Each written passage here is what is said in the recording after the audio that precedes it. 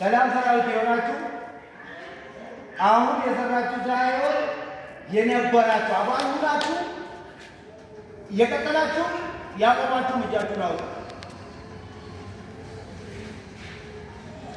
እሺ አንድ ሺህ ምናምን ሰው ይሄ ሰው ብቻ ሰላም ሰራዊት ብሎ መገኘቱ ያ በጣም ያሳዝነኛል። እናንተ እጃወጣችሁ ተይቱ። አሁን ትላንት ነበር ነው ሰላም ሰራዊት ቶፊቅም ይችላል ለምን እንደሆነ አላውቅም።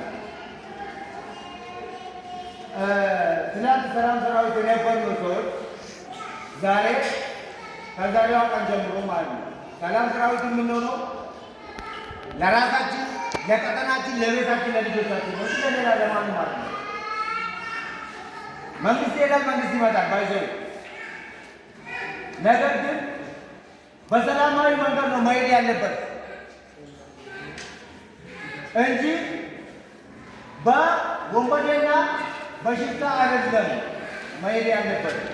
ስለዚህ እኛ አካባቢያችንን እንዴት አድርገን መጠበቅ አለብን? ሰፈራችን ውስጥ ጠጉረን ውስጥ መተላለፊያ አድርጓል። ኬላ ተሰርቷል።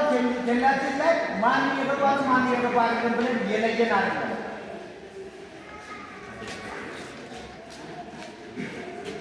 አሁን ልጆች ሻማ ምናምን ነገር እያላችሁ ነው ያላችሁ። ይሄ አጋጣሚ ወገን አትሸወድ፣ ቦምብ ሊያመጣ ይችላል። ስለዚህ አካባቢያችን በነቃ ሁኔታ እንጠብቅ።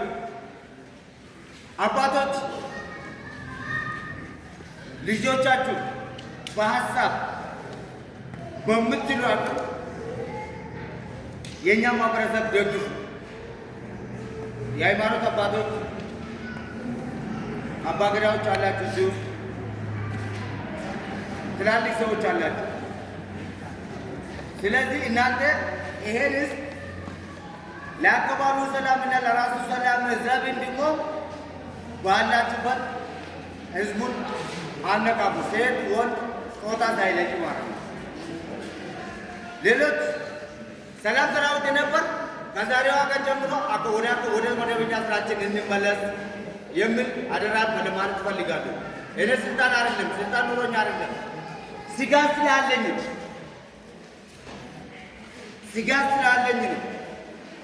እኛ ዛሬ እዚህ ቁመን እያወራን እዚህ ቁጭ ብለን አይናክል እያወራን ያለ ነው ሰላም ስለሆነ ነገ ማውራትና አብራም ሰላም ስላለ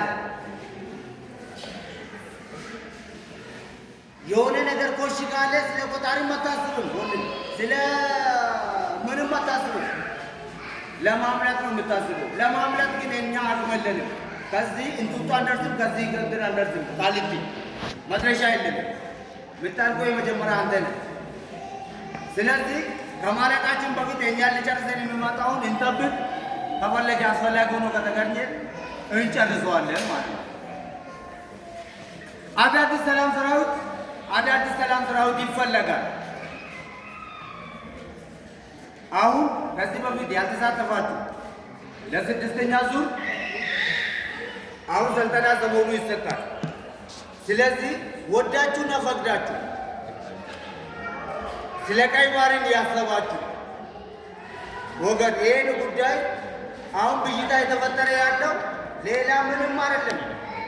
መንግስት የኢትዮጵያን ዕጣ ፈንታ ሊያስተካክል ብሎ ባሰበው አወጥን ያን ነገር ለማክሸፍ ብዙ ነገር ተጀምሯል። ያ የተጀመረው ነገር ደግሞ እኛ መሬት እንዲወርድ እናደርግ እሱ